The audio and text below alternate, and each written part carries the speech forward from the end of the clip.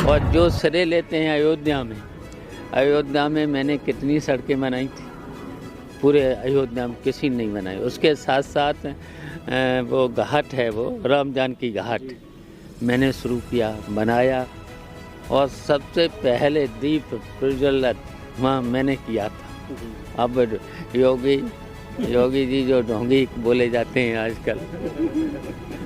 अच्छा, बीच में तो आप एक दो बार कह रहे थे कि भाई योगी ईमानदार हैं, काम करना चाहते हैं। आप एक दो बार उनसे मिले भी थे और उन्होंने आपके लिए एक बड़ा बंगला खाली करा के आपको आवंटित भी कराया था, सुरक्षा व्यवस्था। आपने एक आध बार कहा कि योगी जी अच्छे हैं लेकिन अधिकारियों पर उनका नियंत्रण नहीं।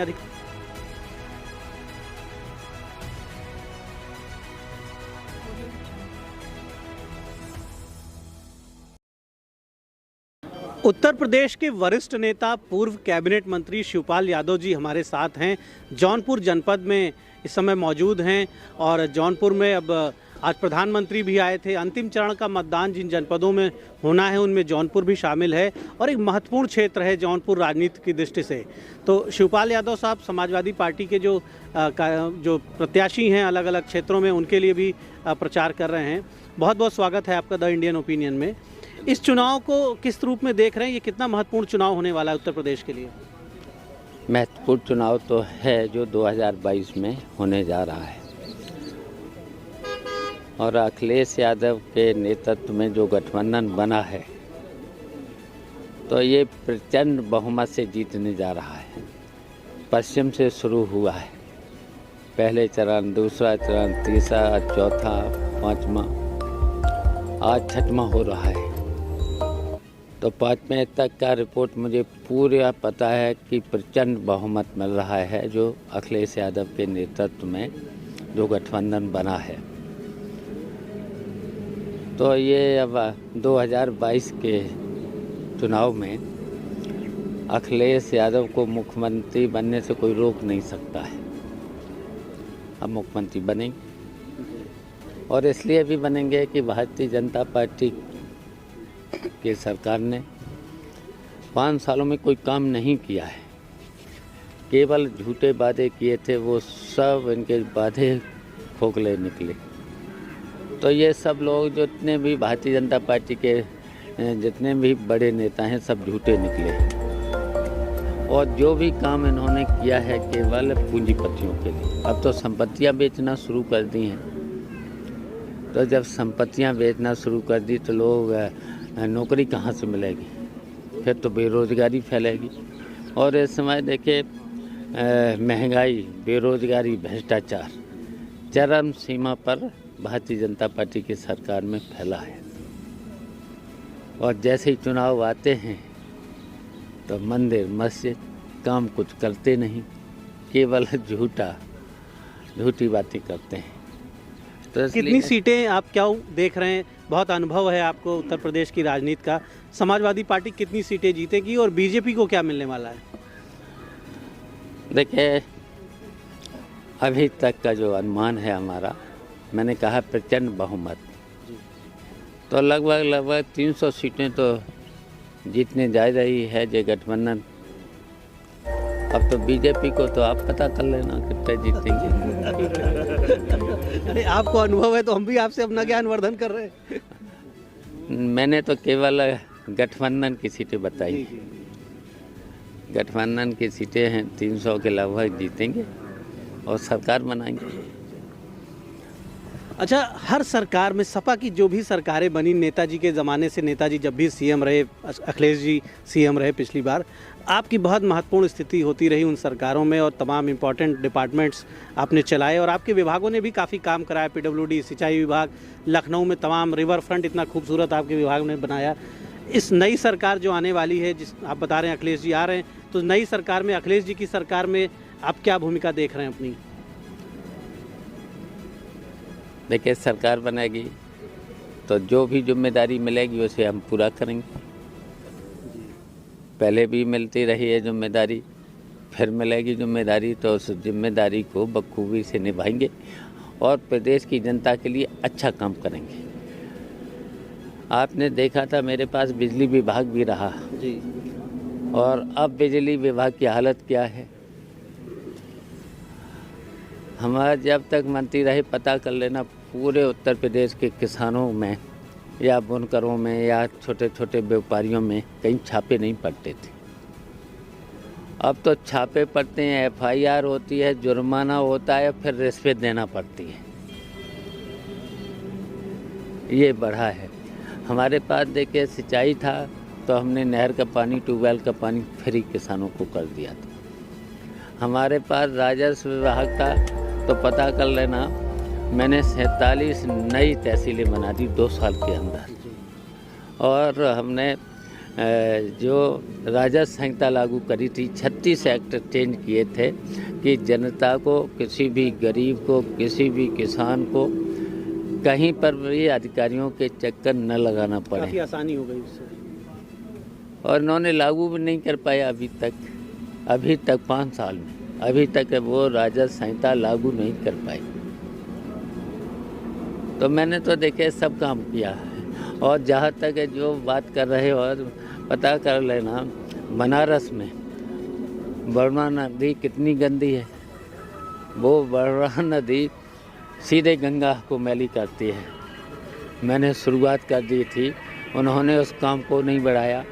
और जो श्रेय लेते हैं अयोध्या में मैंने कितनी सड़कें बनाई थी, पूरे अयोध्या में किसी ने नहीं बनाई। उसके साथ साथ वो घाट है, वो राम जानकी घाट मैंने शुरू किया, बनाया। और सबसे पहले दीप प्रज्वलित वहाँ मैंने किया था। अब योगी जी जो ढोंगी बोले जाते हैं आजकल। अच्छा, बीच में तो आप 1-2 बार कह रहे थे कि भाई योगी ईमानदार हैं, काम करना चाहते हैं। आप 1-2 बार उनसे मिले भी थे और उन्होंने आपके लिए एक बड़ा बंगला खाली करा के आपको आवंटित भी कराया था, सुरक्षा व्यवस्था। आपने एक आध बार कहा कि योगी जी अच्छे हैं लेकिन अधिकारियों पर उनका नियंत्रण नहीं, अधिकारी काम नहीं करते हैं। योगी ईमानदार हैं लेकिन काम नहीं कर पा रही सरकार। देखिए, मुख्यमंत्री पूरे उत्तर प्रदेश की जनता को होता है, शपथ लेने के बाद किसी दल का नहीं होता है। तो मुझे तो उम्मीद थी कि ये संत हैं, बाबा हैं, तो अच्छा काम करेंगे। लेकिन मैंने उसी दिन कहा था, सचेत किया था मुख्यमंत्री जी को, विधानसभा के अंदर मैंने कहा था कि आप तो काम करना चाह रहे हो, चलो ठीक है, अच्छा है, योजनाएं अच्छी हैं, लेकिन नौकरशाही पर आपकी पकड़ नहीं है। नौकरशाही आपके कब्जे में नहीं है। उसकी वजह से भ्रष्टाचार प्रदेश में फैला है, थानों में, तहसीलों में, सरकारी कार्यालय में।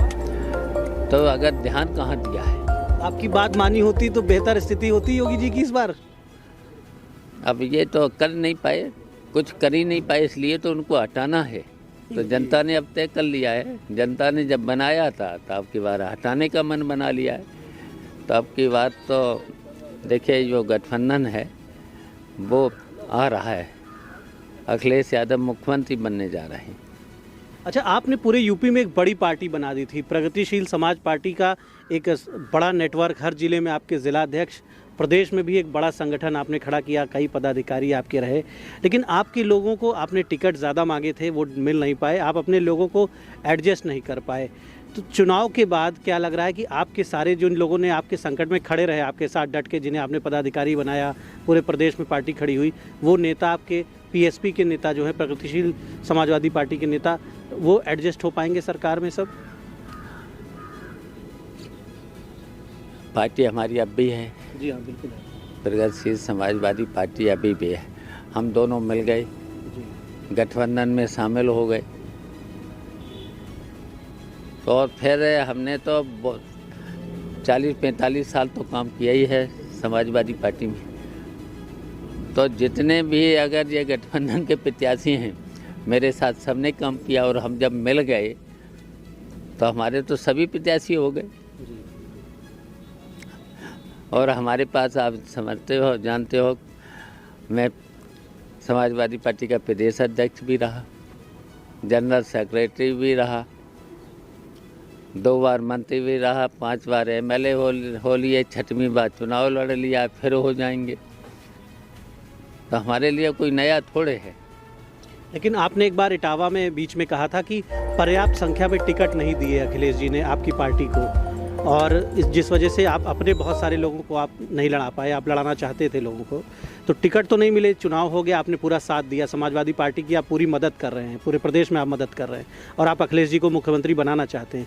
लेकिन उनके सीएम बनने के बाद आपकी पार्टी को पूरा सम्मान मिलेगा, आपकी जो टीम है, आपके साथ जो पदाधिकारी कार्यकर्ता हैं, उन्हें भागीदारी मिलेगी सरकार में? देखिए, हमने तो लोगों के दिल में सवाल हमने तो हमेशा देखिए सीखा है संघर्ष और त्याग, और हमेशा संघर्ष और त्याग से सरकारें बनाई हैं, गिराई हैं। और फिर हम तो उस विचारधारा के हैं जो हमारे आदर्श थे, लोहिया जी थे, गांधी जी थे, बताओ इन्होंने पदों की कभी चिंता की? हम तो उस आदर्शों में से, जो आदर्श थे उनमें से चलने वाले लोग हैं। हमने पद की कभी चिंता नहीं की है, संघर्ष जरूर किया है, और पद हमारे पीछे पीछे भागते हैं। कोई पद बचा है जो हमें न मिला हो? हाँ, अब कोई पद नहीं बचा है। लेकिन आपके जो वर्कर्स हैं, जो टीम, ये सारे लोग जो आपके साथ डटे हैं, इन्हें भी तो आगे मौका मिलना चाहिए बढ़ने का। सब काम करेंगे, सब काम करेंगे, मौका मिलेगा सबको। मैंने उनसे सबको ट्रेनिंग भी देंगे, आगे ट्रेनिंग देंगे, संघर्ष करेंगे और संघर्ष करके फिर आएंगे और फिर पद पीछे पीछे भागेंगे। तो आपने सुना शिवपाल यादव जी को, और साफ कहना है कि अखिलेश जी को सीएम बनाएंगे। और भागीदारी के, हिस्सेदारी के सवाल पर आपका कहना है कि संघर्षों का इतिहास रहा है, संघर्षों के दम पर सब कुछ हासिल किया है, तमाम बड़े बड़े पद इन्होंने लिए हैं, इनके पीछे चले हैं, और जो भी सरकार बनेगी उसमें प्रगतिशील समाजवादी पार्टी के लोग, जो शिवपाल जी की पार्टी है, उनके लोगों को भी पूरा सम्मान मिलेगा, भागीदारी मिलेगी, ये सुनिश्चित करेंगे। तो उत्तर प्रदेश की विधानसभा चुनाव के लिए अंतिम चरण भी अब बिल्कुल नज़दीक आ रहा है। 6वें चरण का मतदान हो रहा है, 7वें चरण के लिए प्रचार चल रहा है। शिवपाल जी भी सक्रिय हैं, एक बड़े नेता हैं, उत्तर प्रदेश के समाजवादी पार्टी के संस्थापक, शुरू से ही समाजवादी पार्टी के एक अहम स्तंभ रहे हैं, मुलायम सिंह जी के साथ, अखिलेश जी के साथ। तो निश्चित तौर पर जो बातें आपने कही हैं वो गौर करने वाली हैं, और ये देखने वाली बात होगी कि अखिलेश यादव को जब सीएम बनने का मौका मिलेगा तो वो किस तरह से इस पूरे टीम को, इस पूरे बड़े परिवार को सम्मान देते हैं और समायोजित करते हैं। द इंडियन ओपिनियन के लिए जौनपुर से दीपक मिश्रा।